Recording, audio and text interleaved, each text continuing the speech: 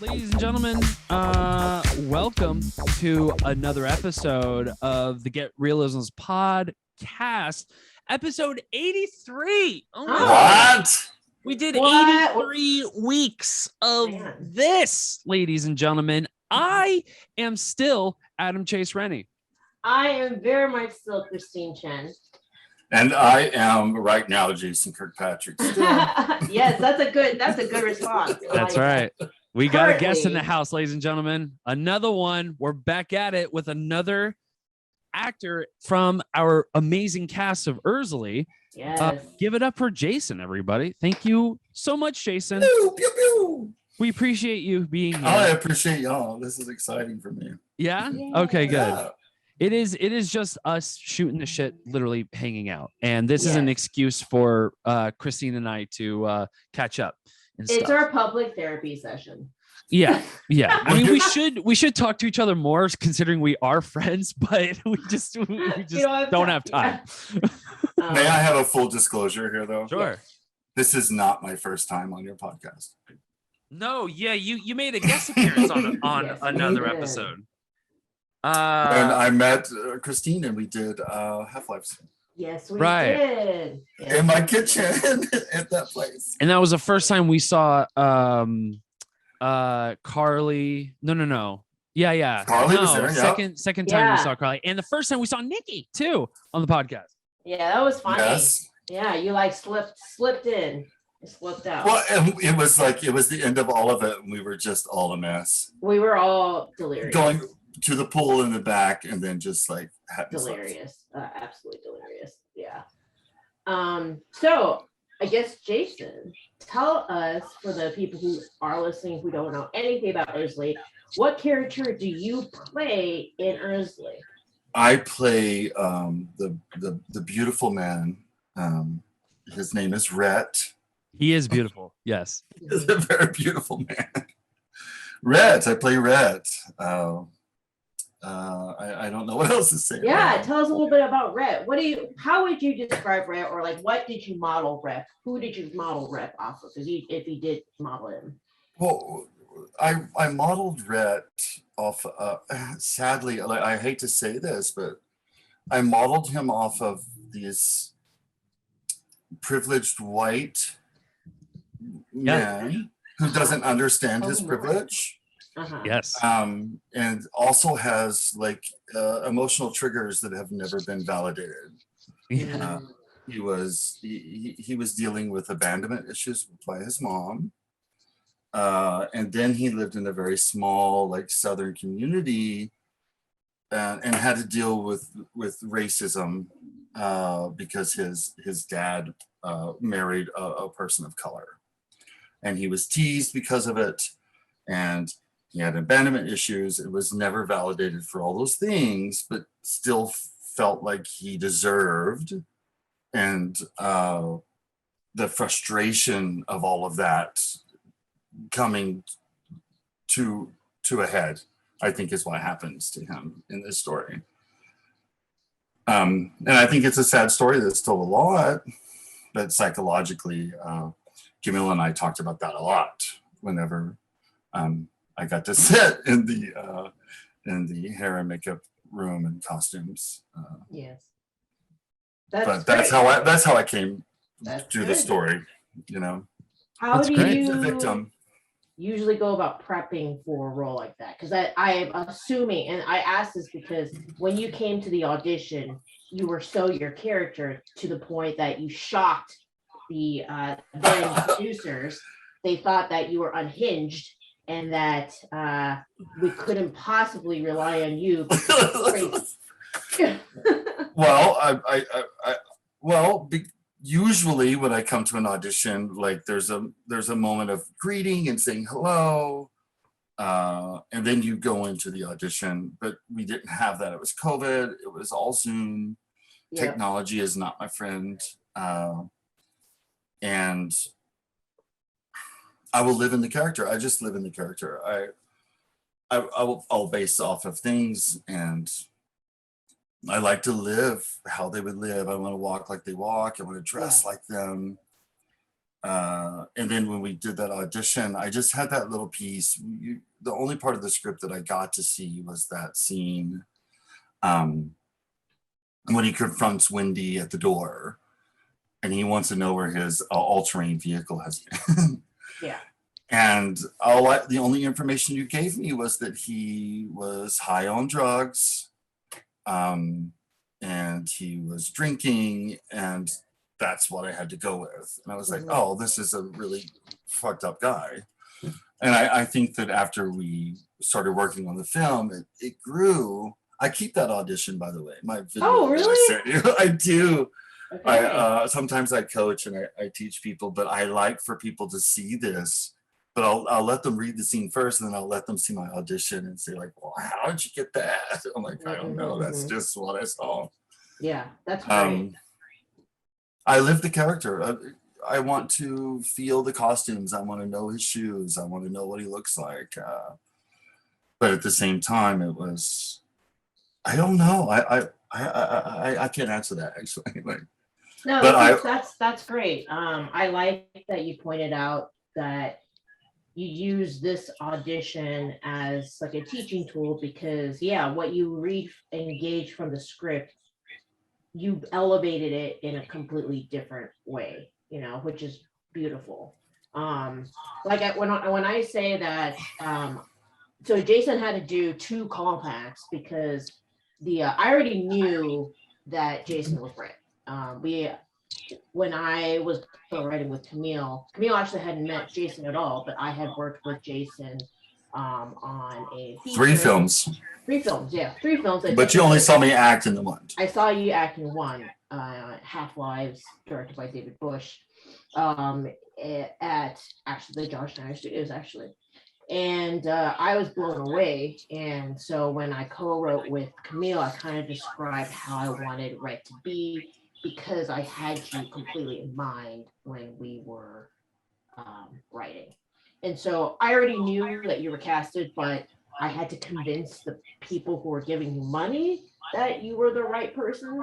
And they are not as versed with the film business aspect, and were just like freaked out by Jason because he was so appealing. Right. They don't understand good casting. That's the problem. Understand good acting.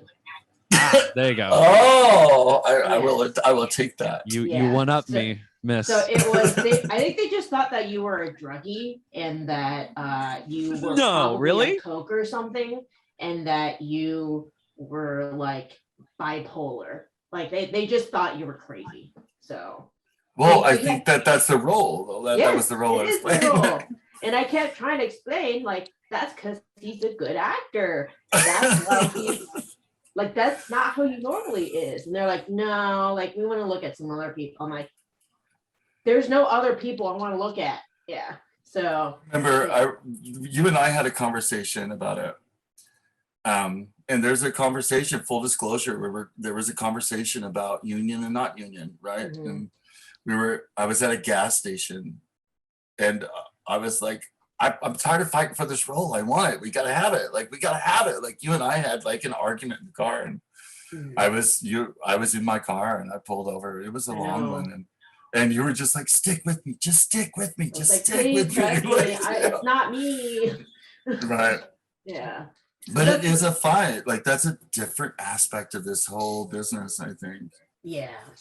And you can only trust what you know. And granted, we had this experience right the summer before, and what we did, that experience was not like anybody could ever experience anything, even making this movie. But we did 3, you were AD for 3 feature-length movies that we did in the course of 8 weeks, or like, yeah, because they were each like 2 weeks, except one of them was like 3 weeks. So what's that? That's like 8 weeks, right? Yeah. And then our noses were swabbed every 3 days, and we had to have our fingers pricked for blood before we could come on the set. We were quarantined. We were stuck there. It was like the height of quarantine too. Like, and then people Yeah. were stuck in trailers because they tested positive and they couldn't be around anyone, and then nobody could leave. Like, Or it was the a fact strange that time. there were 2 hurricanes that came through, plus 1 tornado. Yeah. Snakes. Yeah, that was hard. That was so hard. That was an experience. Swimming pools. Yeah. Swimming pools. We did a podcast when you were in the middle of one of those hurricanes, Yeah, or and in I the was midst of like- those hurricanes. Yeah, and I was like, if I'm not alive. Right. Well, no, you mentioned you're like, the power can cut out and this meeting can be over at any second. So, just forewarning. I know. And I don't I think I took the laptop and walked. I think we paused in the middle of it to go to some place that actually the Wi-Fi was stable. Probably. Or something. Yeah. I think I was in the barn, Jason. Yes, I do. I Yeah. think at one point I had to run in and tell everybody to get out because hail was coming. Yeah. And then had to unplug all of the anything that would be Wi-Fi. Yeah. And then I had to go over to the river house. It was all sorts of crazy. Isn't that wild? Yeah. But isn't it wild? We did that. It is know. wild to think that was existence. Yeah. But no, you were so wonderful, and everybody who's seen the test screeners have been like, oh my gosh, the villain is awesome. And The I feel villain. the villain, I know. And I think what every good, I always call it action drama, whatever, needs it's the villain that makes it really. And so it's a fun film. Although I sometimes cringe when I show it at small, tiny Texas towns, southern towns, because I'm like, ooh, do they see themselves as red? Yeah. Yeah. And I don't. It was never intentional to make that. He's never a complete representation of the white male at all. He just No, happens- of course not. Yeah, he just is an example of somebody who is like that. So I feel bad because people make the assumption that if there's a character and they see themselves in it, that it's a direct insult to everybody in that community. Sure. Yeah. So Well, but it's reality. It's not like it's without truth. And the truth is a young white man who, and let's face it, his family, his dad, it's not like they were poor, they had something. He inherited something great. Point Laveau was a great place, and then he had abandonment issues because his mom was absent. Mhm. And then his stepmother, who was a person of color in this small community, he was teased about that. And then not only was he teased about that, but then there were these rumors that she was this strange witch or a mermaid or something. Mhm. And he was teased his whole life about his stepmother. And what I find funny but also kind of sad is his triggers in the film. Yeah. Is that when anyone calls her his mom, he's like, ah, mama. And that was the thing that we found, was that he is a victim of trauma too, and just never learned how to do shadow work or how to find his way. And that is a product of that type of stuff. It's abuse, and then he's now an abuser, big time, greedy abuser, greed, and so much better. And I hope that shows in the film. We found so many moments about when he would get upset that his stepmother was called his mom. It is so funny. I have not seen the film yet. Yes, Jason has seen none, except me being just my ADR sessions that Yeah. I don't want to say because they're so kooky and funny, but there's funny stuff. There's just funny stuff that we discovered. And I think one the of film's the cool things working with you that I really took away from, and I think actors should learn from, is that when you talk to me about having multiple takes and how it shouldn't be that you're having multiple takes because you didn't do the first one well. It's because you're giving the director 3 different options. oh And shit. I really appreciated that, especially when you're running into like a low budget type of film and you don't have the luxury to have multiple takes. That's where I feel like you stand out from a lot of actors, is that your first take is great, is amazing. And when we do multiple, you're not just repeating that first version. You're giving me a slightly altered. And the beautiful thing is I edit so I can go in and pick out those little subtle moments from each take if I wanted to, or just one take or whatever. But it's I think I run into with the amateur actors is that they think the number of takes means I do it to perfect my initial take. You know, Oh, instead of like I'm doing it to give the director multiple different options for that take. Like, oh, I fucked up on the line or something. I mean, that happens too. I'm not saying that's not an option, but I'm just saying that when you're that good and you can nail it the first time and think about your other takes as a privilege and really use those takes wisely, I think that's what sets you apart from other actors. So that I really appreciate it. well, you know what? I teach this when I coach other actors and I help actors too. I learned that from someone. And how I was taught that was that like when we think that there's a one take wonder, or we think that there's like you got medium close up, your coverage, my coverage, and how it turns around, and then you have like the master shot, right? Yeah. The only thing that like if you're an actor, the one thing that you have to focus on is blocking and movement. Get your blocking and movement and know when you're supposed to move on what word and how you do it. And then for your takes, you can change intention. Yeah. Do the same movement so that they can edit it. But on this one, you come from a place of love, like I love this. Or the next one, you come from a place of like greed, like I have to take this. And then the other one, you take from a place of like thinking, like, oh, I'm manipulating this.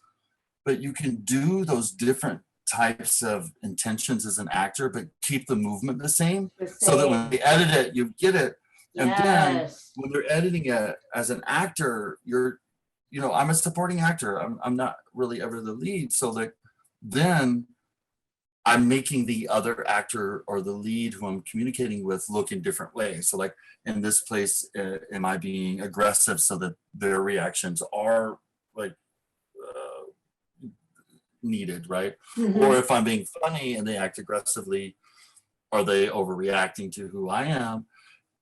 And those are like, you get 3 of them, like you get 3 of those options, but it takes 6 takes to get there, because there's blocking, and then there's camera angles, and then you got to let everybody else have a mistake, like the camera didn't move right, like if it's a moving shot, like you just have to be aware of the whole operation. Like there's the camera, there's this, there's props, there's special effects, there's stunts, there's movement. Yep.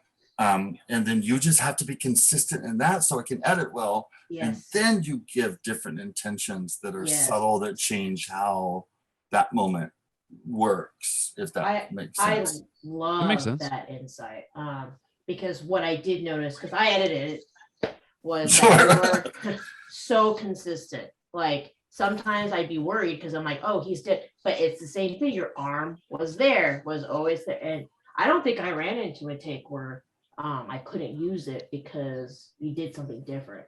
I just knew choreography, rehearsal, movement, know your body. Yes, your movement was always consistent, and you're absolutely right. It's your intention that changed ever so slightly that gave me options. Like that is something that all actors out there need to hear, because from an editing standpoint, like if you don't have your movement, you are doing yourself a disservice, because that's one less take that I can use. Like you might have given me an amazing take, if I can't cut it with all the it doesn't work. It doesn't work. Exactly.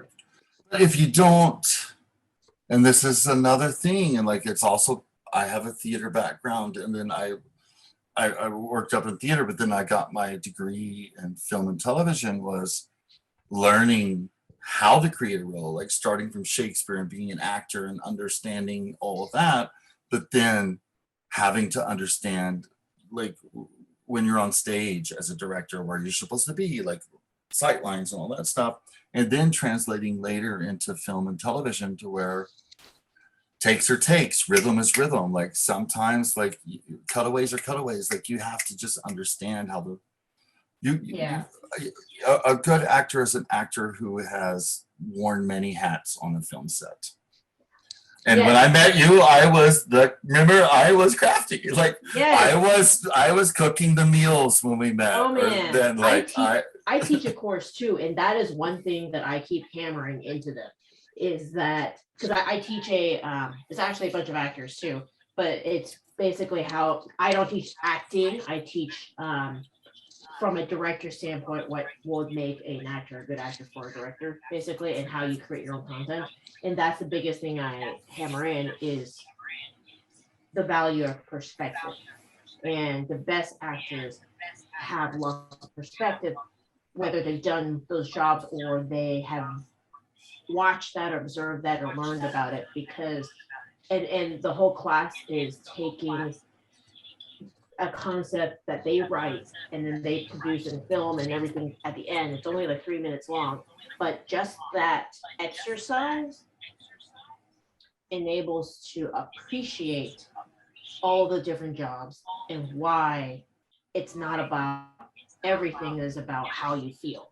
It's every single thing. And sometimes you have to hit the mark, and that's all we care about, because if you're not in focus, then like what the fuck, you know?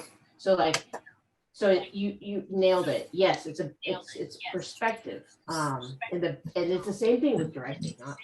I say the best directors I've AD have been crew. Like the worst directors I've AD are the ones that somehow just someone gave them money and then they're directing their first thing and they have no clue what it takes to do props. They have no clue how long lighting takes or logic or like even like what it takes to act, you know? And like, for example, like I've AD people who like that's their first time working with children and they think like children can do 10 takes, you know? And you're like, no, you get 2 at most if you're lucky. You know, you have 10 minutes of focus and that's about it. And then I got to go figure out how to like distract them and like get more focus. But that's the biggest problem with, I think, you know, I say directors, I say actors, honestly, it translates to any crew too. It's all the same. Look at Reese and Reese, like, yeah. But our props and the things that we had. And I'm not going to say that this was that much of a low budget film, because there were huge like things that we did that I'd never seen on a film set before. Yeah. But making the best of all of it and how it got there. And like, I was fortunate enough to already live there, because I think that probably how my character would have come in, it would have been like, you got 3 days, get this actor in, get out. But fortunately, that was my residence at the time. And I lived there and we could do things. And the thing about this film that like stands out was that we rehearsed scenes and settings way before we even filmed them. Like that beach scene that we did, I don't want to talk about too much more about that, was we rehearsed that twice in 2 different places, because we didn't know like what the water levels in the river were going to be. And in both rehearsals it changed.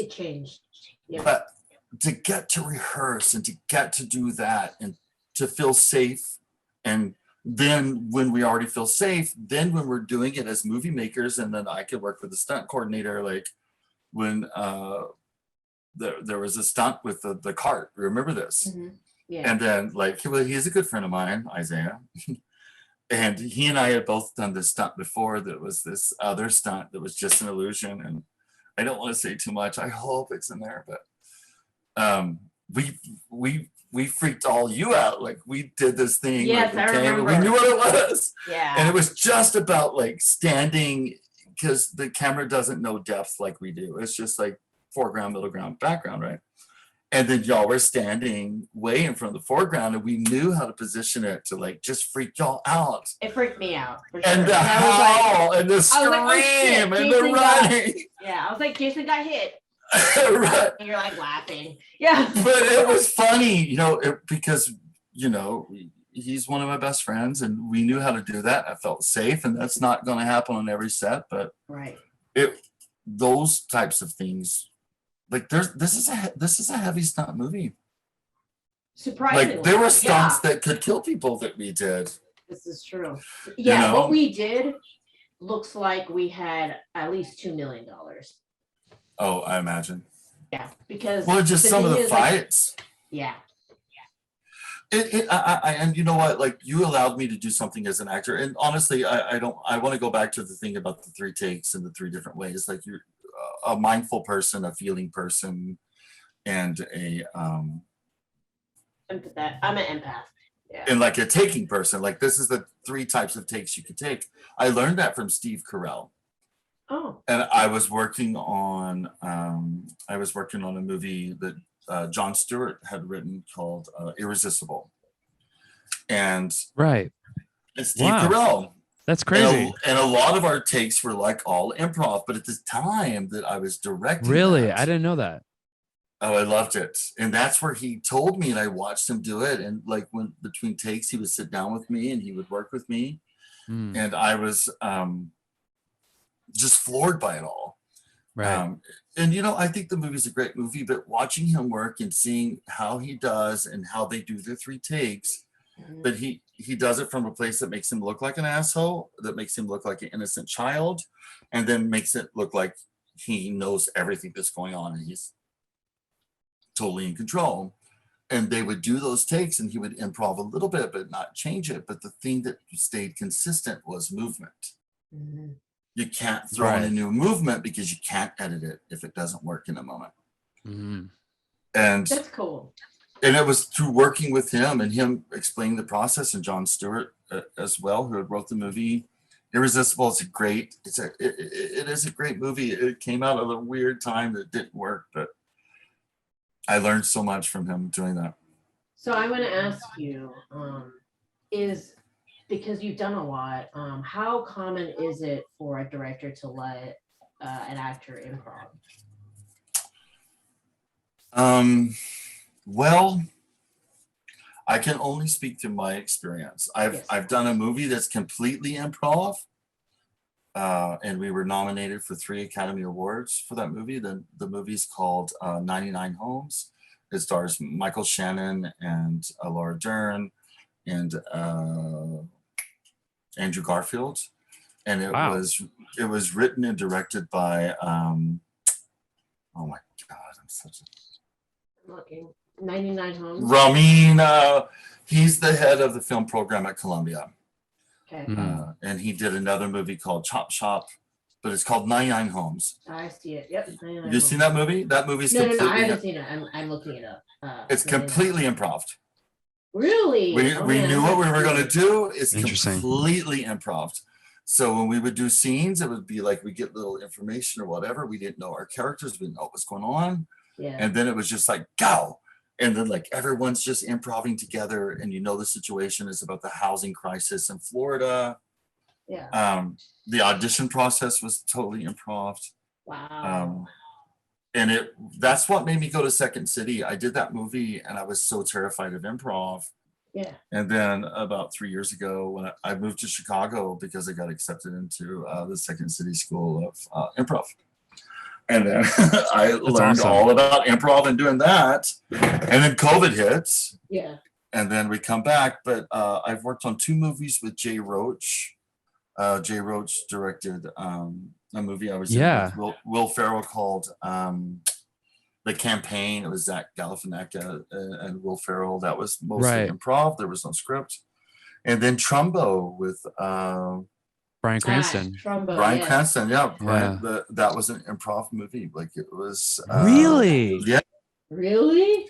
My scenes were with, and they were kind of like they weren't important. Like I'm a little you can see me, I'm kind of edited out of the movie because Yeah, I it watched didn't Trumbo. work. I don't remember seeing I don't. it, but Yeah, I I'm trying to didn't- I remember. was just like I was a little bit part in one scene, and for 3 days on set, I worked with what's her Dakota Fanning's little sister. I can't think of her name. Elle Fanning. Elle Fanning, yeah. And then one day we were there, like she was young, like her mom was there with her, and she was in school in between takes. Like her tutor came to like work with her because she was in school. Yeah. And but then it was Angelina Jolie's birthday. And then she had a present for her, and we were in New Orleans, and so Angelina Jolie comes to the set to accept her birthday present from Dakota. fucking rad. I did actually see Trumbo. I don't, because I didn't know you then. I didn't look Well, I out don't- or. You won't see me from it. I only got that role because it was Jay Roach. I worked with Jay Roach on the campaign with Will Ferrell. That's Yeah. awesome. It's funny though, because I'm looking, I'm like, I know lots of people in this.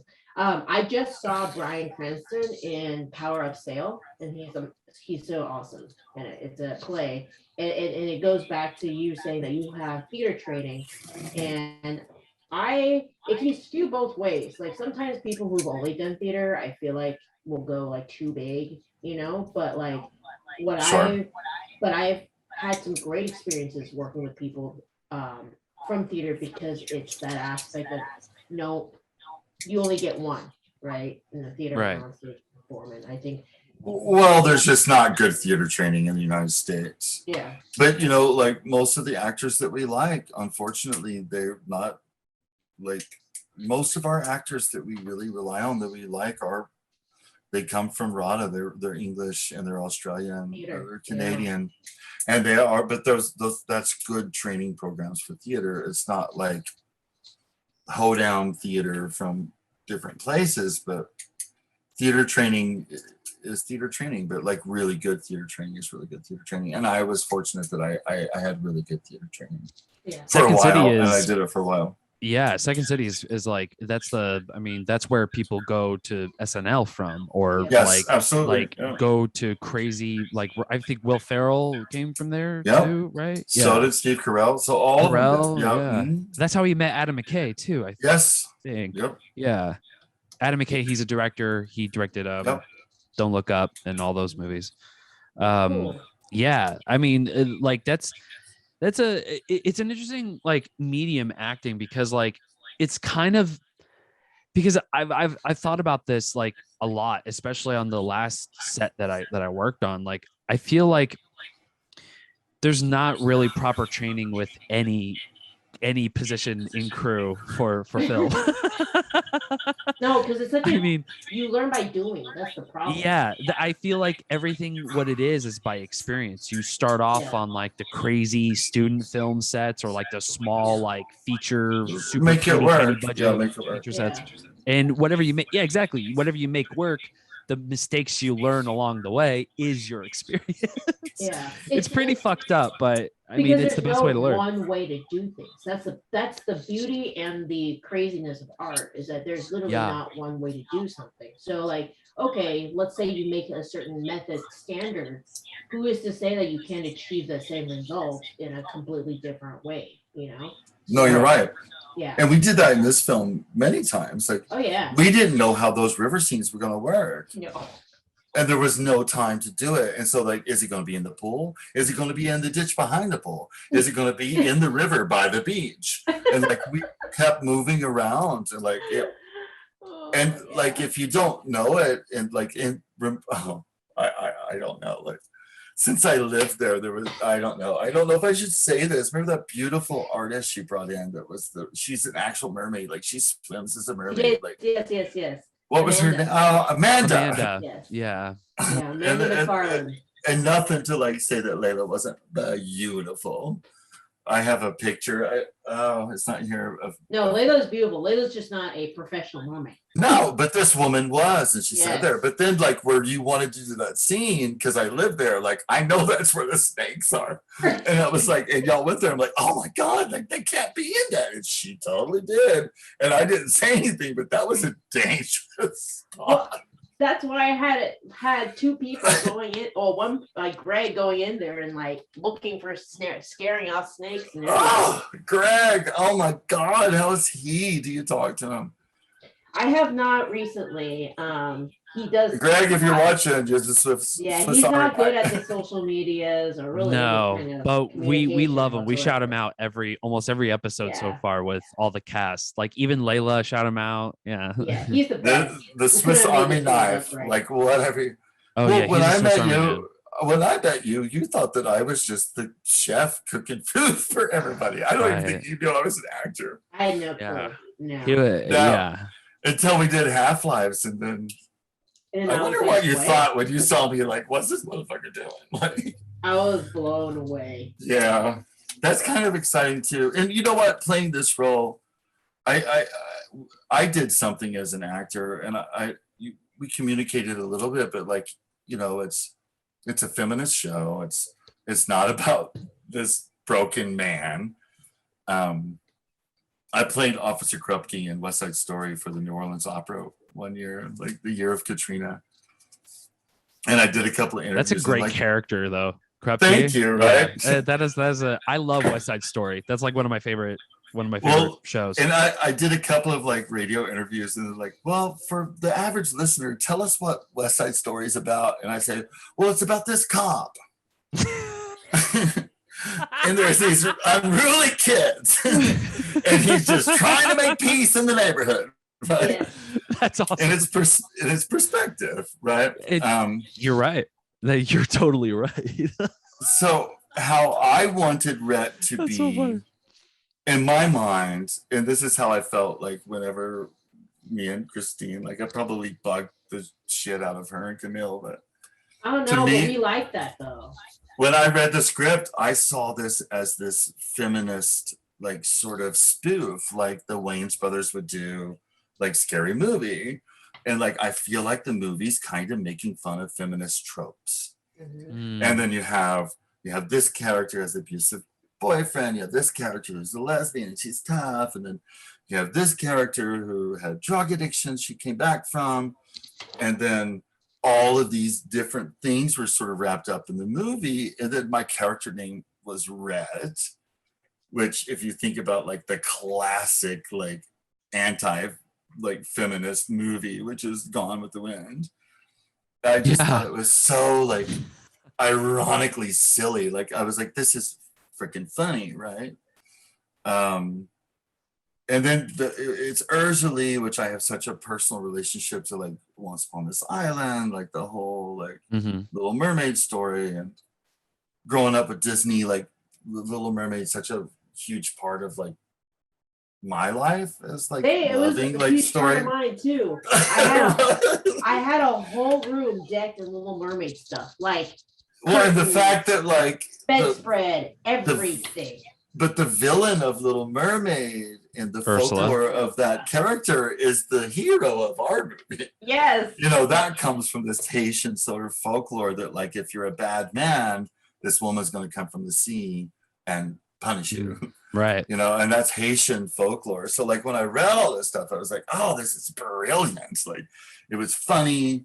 It was scary, but at the same time, I just thought it was so fucking smart. It's just smart. It's a smart movie. Thank you. Yes. And then It's very a lot of Camille. I knew I wanted to work with her because of the amount of detail she takes into doing the research. So we both complement each other. So I'm more of a technical person when it comes to film stuff, technical with directing, with camera, whatever. And so she would be very focused on like a lot of the dialogue and the backstory and stuff. And I would be focused on the beats. So she'd have this like 5-page dialogue scene. And I'm like, wait, let's add, because I'm thinking like from a visual perspective of what they're doing, what will make it interesting on camera. I'm like, okay, while they're doing this, let's have them do this, then do this, then do this, and do this, and hit these beats type thing. And so like you should have heard us trying to strategize why certain characters would end up at the river house and how they would all how all the storylines could all meld together, and why you could conceivably believe that all these characters are on the same property and that they all run into each other or don't run into each other. It was like a whole thing. But I'm glad you picked up on the subtleties, because we definitely talked in great lengths about all of that. So yay. Well, I just think it's beautiful. I think it is it's a metamorphosis story, and as all mermaid stories are like metamorphosis stories. But even my character, and so whenever it was the first time that I did this thing, and I got to have this opportunity to have a character that starts in the beginning and that ends in the end. Was like, what's the character's arc? Like, what do they go through? And I've, as an actor, like mapped out what scene was what and where his story would be, but I wanted to play with making this character grow. And like in the beginning, when you meet him, he's kind of just this like buffoonish, goofy, like small little idiot. But then he grows with his greed, and he grows with his obsession and his self-hate and his just feelings of like no one's ever loved him, no one's ever identified with him, to being like the only way he could satisfy it was to conquer women, to have power, and drug use. Right. And then at the end, he's this huge monster. And I look at like the thought of like when you first meet him and he's like the little kooky, like whatever, stupid guy that couldn't tie his shoes in the gift shop. That's kind of, I mean, he's got the hots for Wendy. And like he thinks that he's going to get with Wendy. Right. And it doesn't work out, I would say. Yeah. But and I don't want to give too much away, but then hopefully you get to see this character grow from this bumbling like idiot to this very scary person who you cannot trust, that is a dangerous person, like would the type of person that would go into, if he got fired from his job, sit for a couple days and get mad and go back and kill everybody. Like that's what I wanted him. I wanted to do that as an actor. I hope it works. No, that's exact, and that's what. Yes, he has a ticking time bomb. Yes, he's got a switch, and you never. But know it still triggers that he's not responsible for. Yeah, and that's the hard part. Is like he is redeemable because he's just an abused soul, like everyone else, and he just veered the wrong path, basically. Well, but there's triggers. Like everyone has triggers, and he has abandonment issues. Yeah. And then not fitting into his little community with like the crazy witchy mermaid stepmom who's not white. Like he was teased and bullied. Like I don't know. Like I know that like it's because I played the character and I have to love him, but he's just actually very misunderstood. And well, yeah, I mean, like any other character are probably like fundamentally flawed, but I feel like that can be applied to any character, you know, even in ERZULIE, you know. But that's like kind of like the point, the impetus of it is working through that, especially together, you know, overcoming evil, you know. So, but what creates evil? And like we all have triggers. And everyone has emotional triggers, and we all have trauma. Like no matter what, everyone has trauma. Like if you hit your head and you had the most perfect family, you still have trauma. Yeah. The level of the trauma, like you can't really define. And this guy has had a lot of trauma, and he's never had his feelings validated. That's how I approached him. And he is the villain. He is the bad guy, but he's a broken, crippled, like product of other things, you know, even though he is really bad. But I wanted to play with hopefully seeing him grow. Like in the first scenes, I was hunched down and like I wanted to be lower than everyone. Yeah. And then there's a moment when you'll see that he kind of You stand grows, back, yes, and then he towers, and then all of a Yes. sudden, this idiot you think is an idiot, it's he's no this longer. huge monster.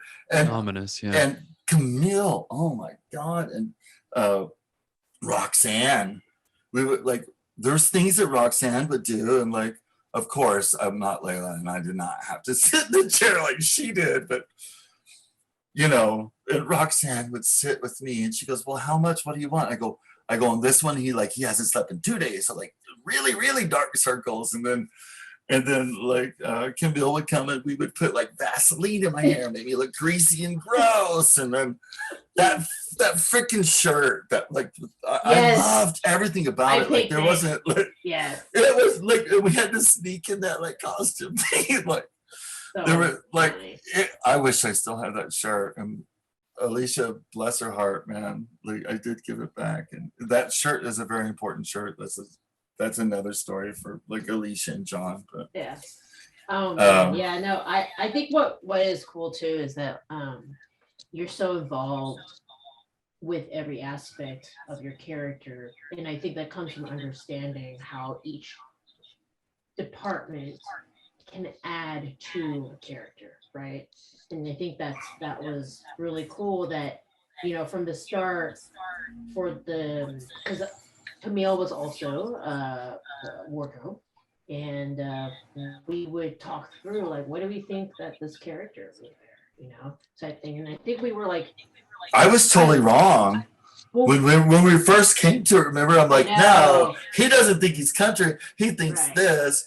And then and Camille sat with me, and like I think we had a couple of beers, and we sat around, like, remember the rocking chairs around the fire? And she's like, no, that like he would wear this because he wants to be this is how cool people look here.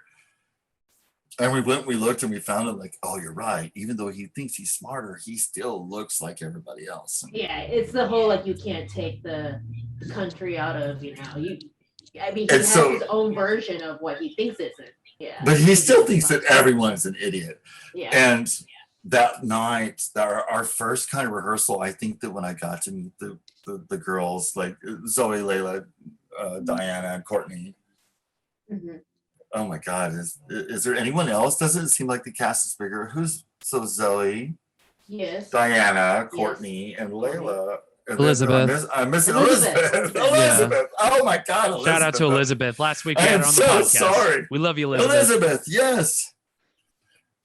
You know what? Like if I was Dorothy, like she is my scarecrow. Like I miss her the most. Like I felt like I connected with Elizabeth the most that first dinner we had. And it was like camp. But anyway, that first rehearsal, and I was like, okay. And so I would talk to Camille, and I'm like, oh, okay, I got you.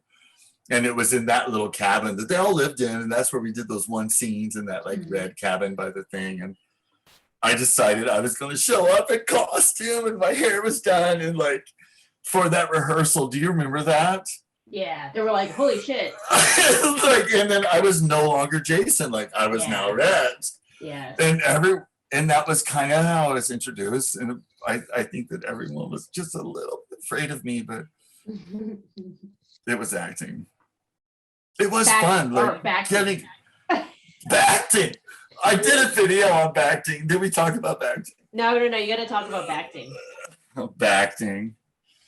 So Bacting is this joke that I have a video, and I'll post it to you. It's just like so bad acting.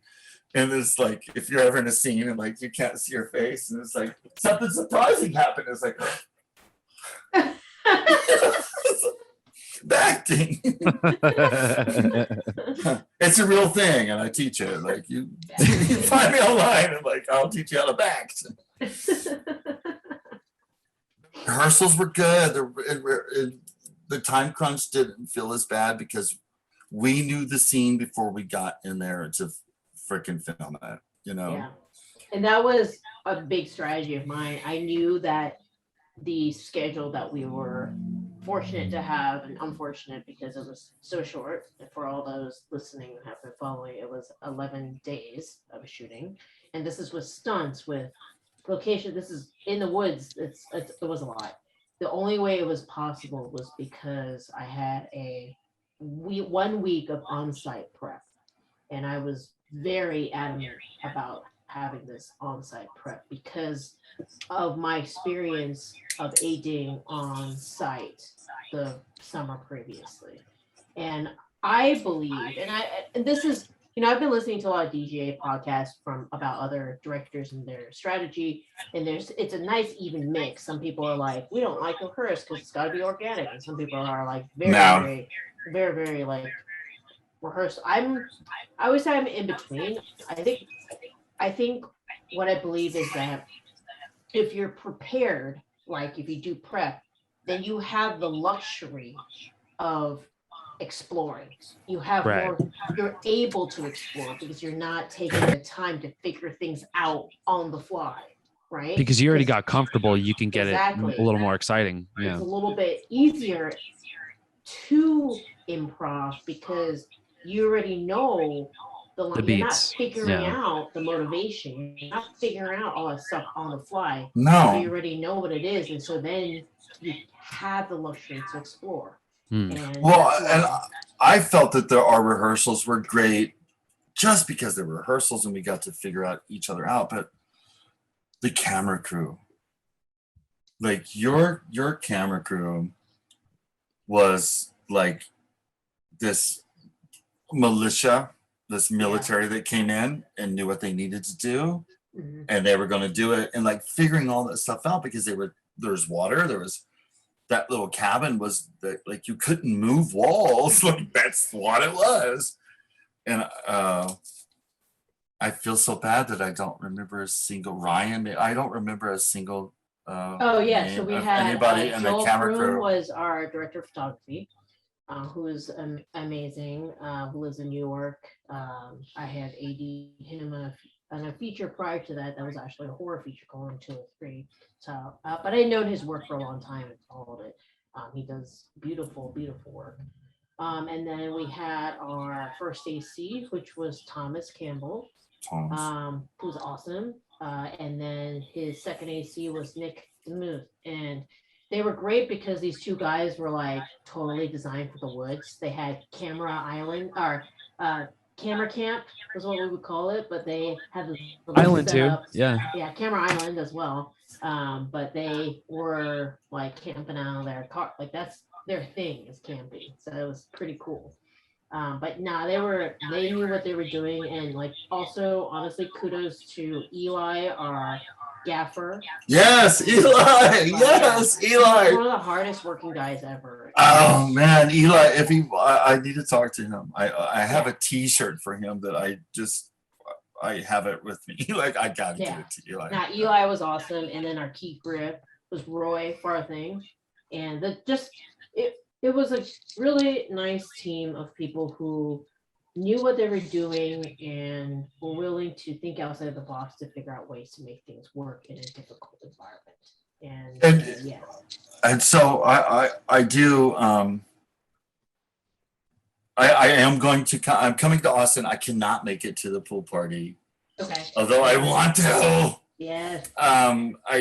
It's too expensive. Like we're traveling all around. Now I'm in Oklahoma. This is my cabin. I got a log cabin in the woods in Oklahoma with my girlfriend, and this is where we live. We work from here. I audition. I've got a couple of cool projects that are coming out pretty soon, and just as an actor right now, I do 3 or 4 auditions a week. It's not easy. Like I want all of them. And then you just send it out, and then like this is like you don't get to go into a room and audition with anybody anymore. It's all through this Zoom. Yeah. And then just Roxanne and like her putting like Coke residue on my nose. And I feel so bad that the PA who like was the stripper that like I actually sniffed a line of Coke off of. Nikki. I can't remember. Nick, I love Nikki. you. Oh, really? Oh my that's God. hilarious. I didn't Do you know that. remember? Were you in that scene? Like I Oh, guess that's so funny. you were making the next set. Oh, it was funny. That was what is it? Daddy's on payroll. Daddy's on a payroll. Yeah. Roll up to the club. Oh, I love that role. And then Dude, I love that scene so much. I can't wait. That scene is so funny. I remember being like, I know this is gonna work, but then seeing, because Colby had been our on-site editor / DIT and everything. He had been editing like live basically on site. And I remember going to see it after shooting, and I laughed so hard. And Lisa, was that her name? What was her? It was Lisa. Lisa was Roxanne's assistant. Like, she's so beautiful. Her name was Lisa. I loved her. Yes. And it was a close set, and it was so much fun. So fun. I actually I kidnapped not Lisa. Nikki one night, and I told her, like, we're not going back, we're running away. She goes, I have to. It's like, she's so sweet. I didn't know that she was so scared of it. She played it off well. Terrified. Yeah. Then she's beautiful. Just like, beautiful. Yeah. But I didn't think of it because she has this like amazing bubbly personality, and I was like, when I was writing, I was like, brave. She just seems brave. Like, she talks to you like she's a professional wrestler. Like, we're gonna do it. But then she's also delicate and beautiful, like a woman. Yeah, she's great. She just comes up with such a strong, brave, whether it's facade or whatever. It fooled me. She's just brave. So when I wrote it with Camille, I immediately was like, oh, I know who's gonna play this role. I specifically wrote that scene for Nikki. Really? That's hilarious. Yeah, I wasn't having it. Was fun. It was fun. And like the mermaid thing she had to wear. So like, I can't. Yeah. Like, well, Nikki has like the best boobs. Yeah, I knew that, and I was like, all right, we're gonna put this. We gotta have this. Yeah. So. What and one of my like. I don't know. There's a picture of me. Have you ever seen that picture of me and Layla like just messing around and like I make it look like I'm naked? It's like my bar, my rules. Yes, I did see that. Yes, like those pictures are great because it's funny to think about like the like dynamics of like what our characters are in the movie. And yeah, I love all these women so much. It was so much fun. And I love you and Adam. You were great from the beginning when we had that. I have so many pictures. I gotta find like the picture. I took so many pictures of everyone, especially that first night when we went and ate at that restaurant. Yes, the restaurant. Right. Not your mama's or mama's or whatever it was called. Yeah. Yeah. Yeah. Not your mama's. Or, yeah. But I just miss Carly. Yeah. I miss her Carly's so an MVP. much. Yeah, Carly's an MVP. They're all everybody on that set, but Francis girls, too. Yeah. Yeah, my girls are MVPs because they have to deal with me and my crazy ideas. Yeah. Right. You know, Carly has. I fucked with her really hard all the time, and she knew I was like. She was like in charge of me, getting me places, and then like if she wasn't looking, I would run and hide from her. And she's like, God damn it. And like, she's just like, get here, be there, like, and it was just messing with her because she's just got so good at patience of a saint. I know, and so incredibly good at her job, and just organized and knows what's going on, and just does not let emotion affect her. Yeah, no, she is a rock star. Where is she? I'm so bad about keeping up with everybody, but like. Yeah. I think honestly, to tell you the truth, Diana is the one that I sort of like, other than you, that I talk to the most, and it's always through like, share this post, like this post, like how you doing, like, and yeah. I mean, the whole team on that, they were all rock stars. They no, but it was, you don't know, like my first film was 10 years ago. Roxy was on it. Roxy's my roommate actually. Wow. Yeah. And Kelly was also on that first set 10 years ago. And so I've been collecting. I've been waiting for the moment to make ERZULIE, but I knew that I had been handpicking people for about 10 years to be on this project, basically. And so this would not have been possible with any other group of people. It's just I believe that. it Yeah, was picked absolutely. specifically with people who knew their shit, but were great, nice people. And But then also some people that were training and learning that yeah, got to have an experience of a lifetime and saw something great. Like it wasn't like you only got like old pros. Like you That's true. Yeah, you gave very green people opportunities to do very great things, and everyone sort of delivered. It was so short, you know. Like well, what's today? What's today? Like we're April what? We haven't The even hit 10th, our yeah. 1 year in. Today is April 10th, right? Yeah, Mhm. yeah. Right now would be the day that we're doing that Zoom motherfucking audition. Yeah. And then you're Wow, like, right. the producer hates you. You're never going to make it. Like, what? Like, this was then.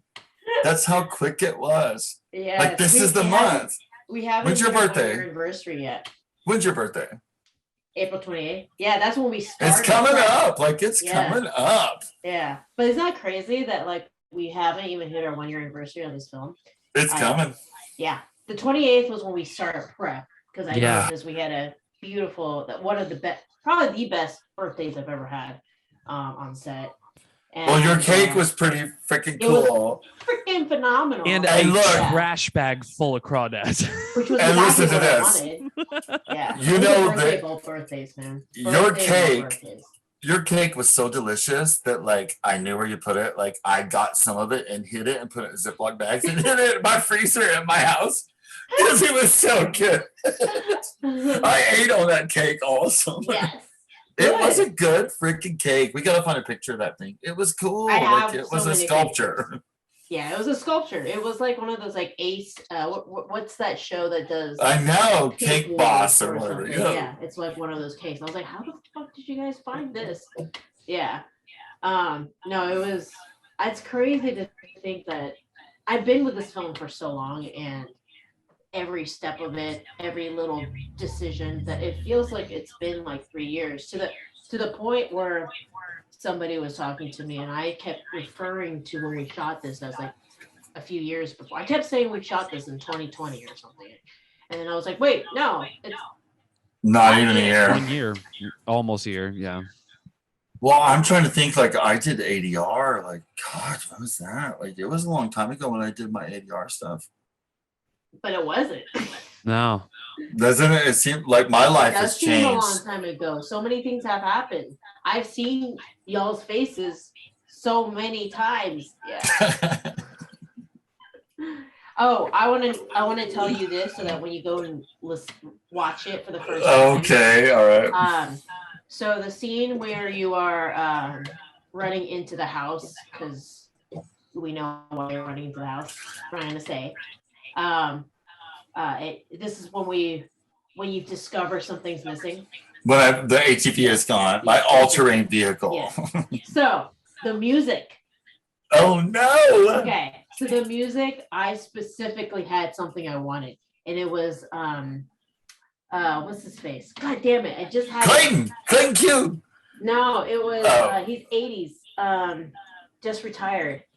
Was it like Miami Vice? Phil Collins, dude. Something.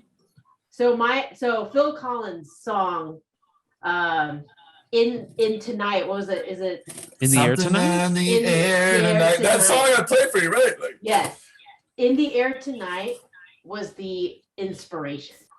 oh, I love it. Yes. So I went and I was like, all right, Nick, our composer. I was like, Was it the bluegrass version? I was like, this is the song that I want it to embody. Rhett in the scene is In the Air Tonight because it's so dramatic. Like, Yeah, they're onto him. dramatic. He thinks that he's gone. Like feds are onto him for like whatever he's done. I'm like, He's gone rogue. So Yeah. now that you He's know so that, afraid. yeah, Daddy's now on that the you- payroll. Yeah, now that you guys know that that's the inspiration for that scene, music-wise, I'm interested to know what you think when you guys actually watch it. So, Well, what's funny is like our music. You and I spoke through music so Music. much in this Yeah. movie, and then it was that like If you said you were drowning, I would not lend a hand. Like we talked about that song, and then the other one was like, roll up to the club in And my then you gotta 19 remember the Cocaine Country Dancing. the dance one. Never gonna let me down. Never gonna let. Yes. Well, what is that? Never gonna break my stride. Oh, I can't think of it. You got to keep on moving. Never gonna break my stride. Yes. Oh my God, that was like a huge theme in there. It was our earworm. We couldn't get rid of it, right? Yes. Never gonna break my stride. Got to keep on moving. Oh, Carly, that's for you. That's for Carly. Yeah. Carly. Shout out to Carly. Music was a huge. People don't know because it wasn't like deliberately put it, but music. Because you can't, but it was a part of all of us. Yes. Never gonna break my stride. A huge inspiration. I love that song. That's Carly. Carly. All the characters had their own playlists that they curated themselves as their character. That they were like, this is what I embody, and so like that's something I think that was really cool too. So. Well, I also like kind of like did a thing, not in every scene, but like when I just had to like make a French scene or like I had to enter to a scene. Mm-hmm. I always was singing a song. Like you don't know what it is. Yeah, like a theme song. And he's like, oh, da, da, da, da. Like he's always singing something. Like you never know what it was. What were you envisioning when you ran into the house? Because like several things crossed my mind. Like Mission Impossible was. When I was scared. Yeah, when you come in and you're like you're freaked out. Like, one of the songs that kept popping up when I showed Nick Mission Impossible song and also Phil Collins Into the Air Tonight. So well, that's tone and that's intention that like my character didn't think, but like the song that was going on in his mind constantly was eastbound bound, go ahead and truck there. Catch that bandit run. Catch that bandit. We got a long way to go and a short time to get there. Yeah. Well, and it was also like song. It is a great song. You know what? Yeah. Actually, last night at the skating rink, they did play that song, and I did skate to it. Oh, that's a great skating rink song. You kidding me? It was. They were doing like different age levels of like races, and so like all the girls from up to 10 come out here, and they're like, you got to do 2 laps, and who won one? And like, I did not race. But my girlfriend's daughter. You know, she's such a city girl. We're stuck here in the country. But last night we went to dinner and we took her roller skating, and then after roller skating we took her to like the bowling alley like arcade. Mm-hmm. And it was like 10 o'clock and I'm like, I've got a podcast in the morning, so we gotta go home. Like I had to destroy the fun. But it's funny that you bring up the roller skating rink and stuff, because these were all locations that we had explored for having like some of our screenings, because that is the vibe. It's this like 90s throwback. Yes, feel. Xanadu. Yeah. Olivia Newton-John, of course it is. Yeah. It's gotta be. That for me, when I was prepping for it and stuff, I watched a lot of 90s, like Spielberg was a big, huge thing for me.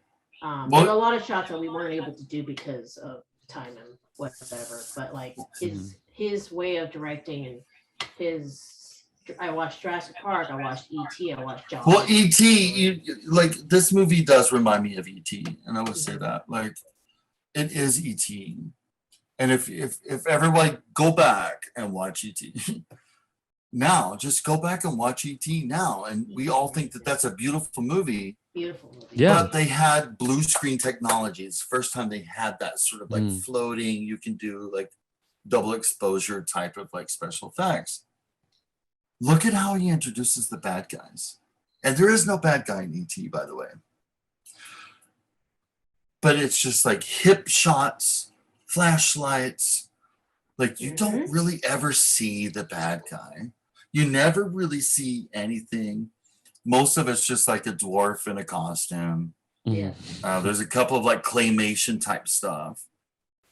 But that storytelling of that movie is based on, okay, for example, you know, I've watched it now as an adult. There's a scene where like you learn that like the thing about Elliot and ET is that they're connected like telepathically, right? Yes. And so then ET's learning and watching TV at home alone, and he discovers beer and he's drinking beer.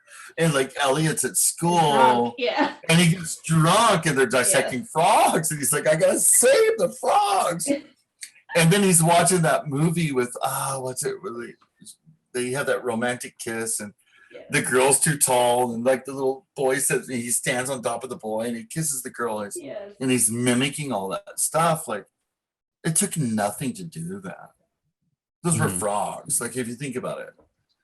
But that scene is the catapult for like showing you that like Elliot, the hero, is larger than this. Yeah. And then I do love E.T. It is one of my favorite movies, and it was not a very expensive movie to make. He had a lot of money to do it, but you can make beautiful movies with stuff like that.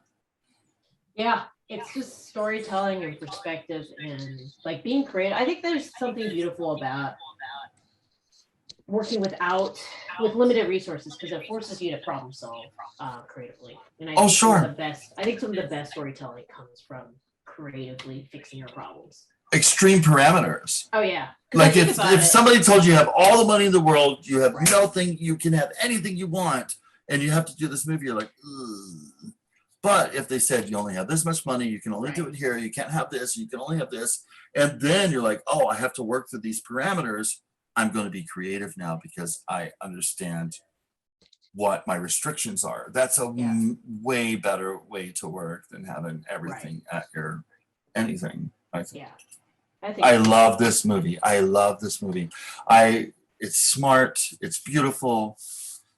These actresses are gorgeous. You're beautiful. Like I'm more excited about just getting to go see all these lovely women that I worked with, and Adam and Reese. But like, of course, I'm excited. I forget that. I hope Carly gets to come. Tell her I love her. Like, I just miss her all the time. I wish I had her with me all the time, because I do so many stupid things. I'm like, oh, if Carly's here, I've never done that. I forget that a lot of you guys haven't seen it, because I've seen it so many freaking times. So it's going to be amazing to see how you guys react to it. And I really hope that it's everything, if not more than what you guys are expecting. Well, everyone in my life right now, every woman in my life right now spans from the age of 6 to almost 15. And they all are obsessed with mermaids. They're all obsessed with like empowerment and like women stuff, and like, so I love them, and so like they bring me along because I love them, and I feel that I am for female empowerment as well. I want to be a feminist, and I think that this is a feminist story. And everyone goes through metamorphosis. Yes. And the idea of toxic metamorphosis, and then like genuine metamorphosis, and then like self-empowered metamorphosis. This story tells all of it. And then like so many things in my life right now that I've accepted was because I met all of you and I did this movie, like burning Palo Santo wood, or like I just got all this like beautiful furniture, and it's like we had to sage it, and then like we have an altar over here. Like I wish I could just show you this crazy cabin, but this whole like the witchy vibe is one of the hashtags on this that like my girlfriend Melody, she loves. I can't wait for you to meet her. You're gonna love her. And then just it's the first time in my life where it's like I'm around more females than I am men.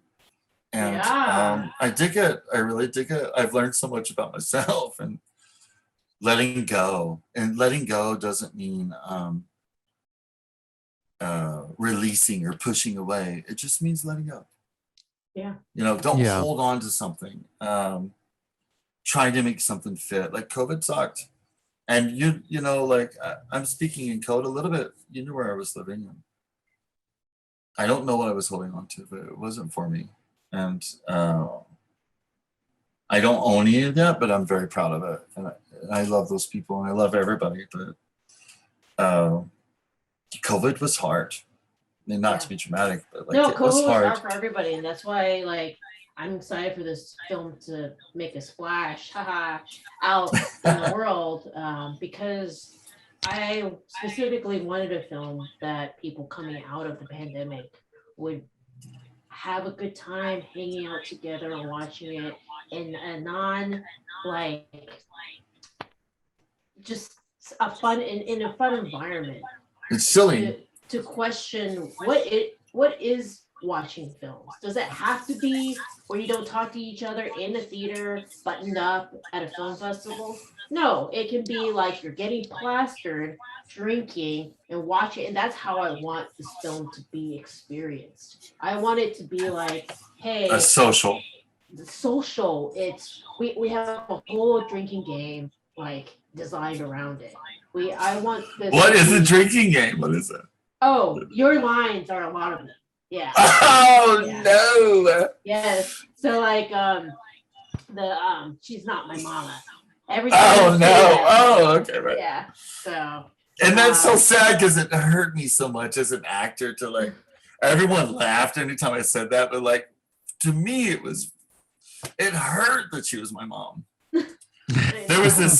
There was you let me improv. I want to go back to that. Like we would rehearse and we would do the scenes and everything, and then you would be like, well, just improv. And I would go off and like do stuff, and everyone like we would cut and like everyone would giggle like they were laughing and like what happened? Like we were just like saying some truths there for a second. But well, I think what is interesting is when we think of comedy, I think people think, oh, you're trying to be funny, right? Or you're trying to say lines that are funny and stuff. And what I loved about how you specifically told me how comedy is that you actually were in there. You as a character, as that person, did not feel those situations were funny. oh no. It was the situation itself with the lines and how you deliver it that made it funny. But you weren't going in there to be like, all right, let's try this so we can get a laugh. Well, when you would cut and everyone would laugh, I would be surprised sometimes. Yeah. That y'all thought it was so funny. I'm like, but like, you know, it was, Yeah, and I think that was the beauty of it. I think that's what like stood out from the performance was that you weren't trying to be funny. Yeah. Right. You were because you were that character, and as that character in that situation, you were reacting from a genuine place of how that character would react in that place, not because of trying to get a laugh. And I think you pointed that out to me, saying that like that's where you saw some of the issues or with actors you've dealt with is that when they go into comedy, they think that their job is to figure out how to get people to laugh. When in reality, it's more just how do you genuinely become that character and react as that character would and let the rest of it make it funny type thing. Well, I didn't feel like anyone was trying to be funny. Like there was never like, and when funny moments were, it was out of the absurdity of it all. The absurd. Mhm. There was, I had improv this one line. It's offensive. Like I hope it's in there, and I'm like, poor Zoe. Like she's so, like we're at the beach, and like I would fling her over my shoulder, like. She was the most like beautiful like bait that I thought the mermaid would come for, and we were trying to figure out that scene between the two carts, and they're all like handcuffed to the top, and I said, "Eeny, meeny, miny, mo, catch a lesbo by the toe," and I grabbed her, but I was thinking that was the most horrible, awful thing that you could say in the moment, and when you cut. People fell down laughing and screaming because that was an improv. I'm like, I wasn't trying to be funny. That's just awful. Yeah. Do you remember? I do remember that. And it was shocking. Brilliant.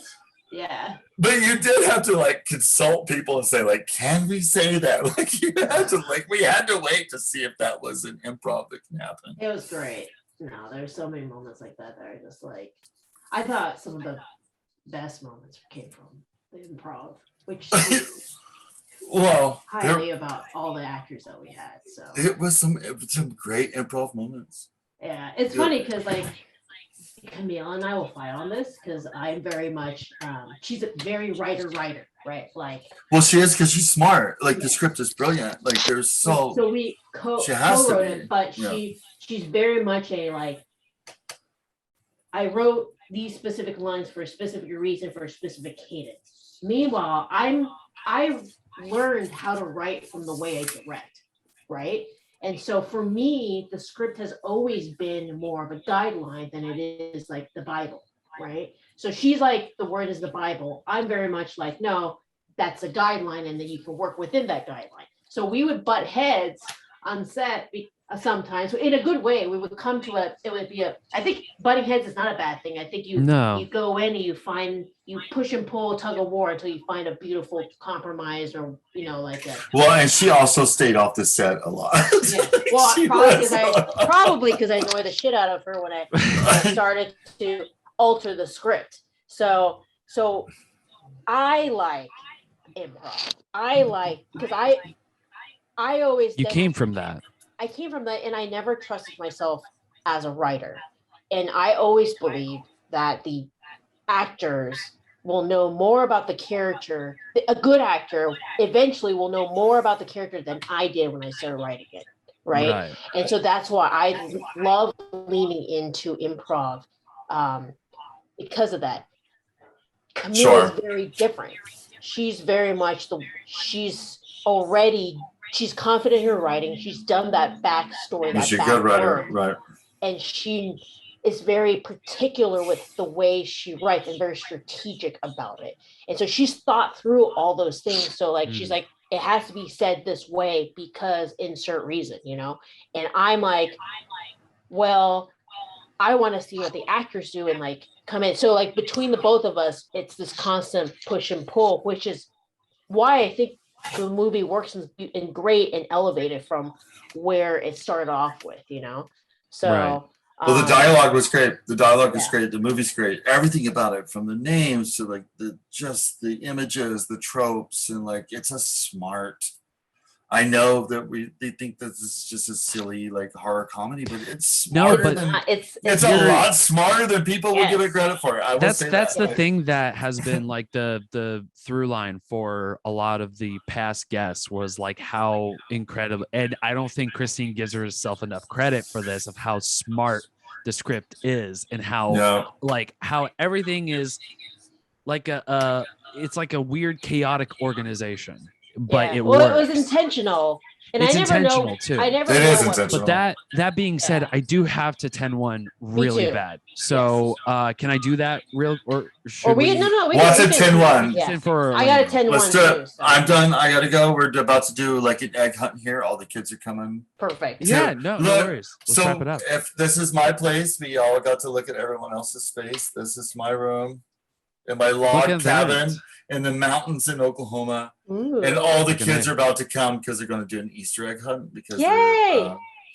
But I'm leaving for that because I don't want to be around for the kids' Easter egg hunts. But we named this place, and I want to say this, and to my girlfriend Mel, who I love, we named the house that we have in the mountains in Oklahoma, Nani Chaha.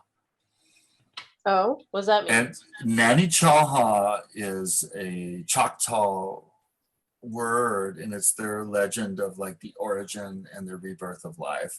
Mm-hmm. That like things that live, and things that die. Mm-hmm. But there's no leaving. Everything sort of like comes and goes. So like if ever you're in a time in your life where you're like at the end of something, it's not at the end. Right. You're at this new beginning.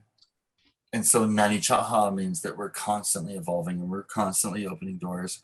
And we are like rediscovering who we are.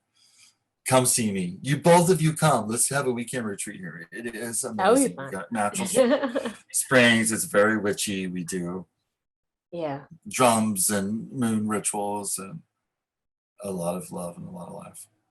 How about that, ladies and gentlemen? We love it. Thank you so much, Jason, for Oh, coming. Adam, We thank you. It's so appreciate good to see your face. Yes, great seeing thank you, you. buddy. I'm so excited. Oh, I love you, Christina. I can't. Oh, a couple of weeks up there. We're gonna have the hit best yay. time. It's gonna be so fun. The first event I will be at is going to be that May the 7th? matinee Yes. that day, and then the Excellent. neon party that night, and then the next day, Perfect. and then So everything everybody else who we're gonna wants to make. see Jason, who wants to meet him and talk to him and see what his process is, Yay. May 7th is where you want to be. So May 7th, we have 2 events. May 7th, we have matinee at AFS Cinema, so Austin Film Society Cinema in Austin, Texas. And then right after that, we have a party called the Neon Party at Kitty Cohen's. So At Kitty Cohen's. yes. And All then right. the next weekend we have the Phoenix Louisiana. nightclub in Yes. Louisiana and Shreveport. There's the Phoenix Club. Yes. We're doing the Mermaid Masquerade. Yes. It's gonna be badass. And then the New next day in Orleans. New Orleans is the Broad Theater premiere Yes. with, I think, something special that Something we'll see. special is going to happen. We're cooking up something special. Yes. And then And we're gonna end the weekend with a bang with our good old drag show. drag show. I can't wait. Oh, I love you too. I love your podcast. I love so Get much. Reelisms. It's one of my favorite books ever. I still have my copy. Yay. I show it to young filmmakers all the time. Get your copy today, fools. Let's Get go. It is a brilliant book. Like it's brilliant for all ages, and it's crafted in such a very illustrated way that's easy to see and doesn't make you feel stupid. Yes. I appreciate you both very much, and this has been a treat. Yes. We appreciate Same you. here. And Jason said it here, folks. So ERZULIEFilm.com for all of the touring Events. stuff, Yeah. every single event. Everything. And go and sign up because we actually go in and we're going to do more and more drawings. People get to win tickets Yeah. and stuff. to the Well, event. if they go today, is it true? I told a couple people if they go today to sign up, they might win a ticket to one of our Yes, exclusive events. that's that correct. They can choose correct. which one they want to go They to. can choose which one they go to. Like Mia last week won tickets to the AFS, the screening that you're going to. So, Yay! yeah. I'm at all of them almost. Yes. So make sure to sign up today because we're going to pick the next winner very soon. And it is, depending on where you are, we will tailor it to, you get to pick which, what you want. A screening, a download to the iTunes, whichever one, but you got to go sign up on ERZULIEFilm.com. So, Yes. yes. Get it today. I can't wait to hug y'all's necks. I miss you very much. Virtual hug, virtual hug. We love Yeah. hugs here at the Get Reelisms podcast. Thank you so much, everybody, for tuning in. Thank you so much, Facebook. Thank you so much, Instagram. We love you. We appreciate you. Next week, tune in for another episode. Hopefully, we're not too busy. And that's maybe, I think that's about it. Christine, do you That's got it. anything? That's it. We all have to pee. Thank you. Bye, bye. Thank you Bye, so guys. much, Instagram. Thank you, ERZULIEFilm.com. Facebook. Thank you. We're leaving. Love you guys. Goodbye. Thank you. Bye.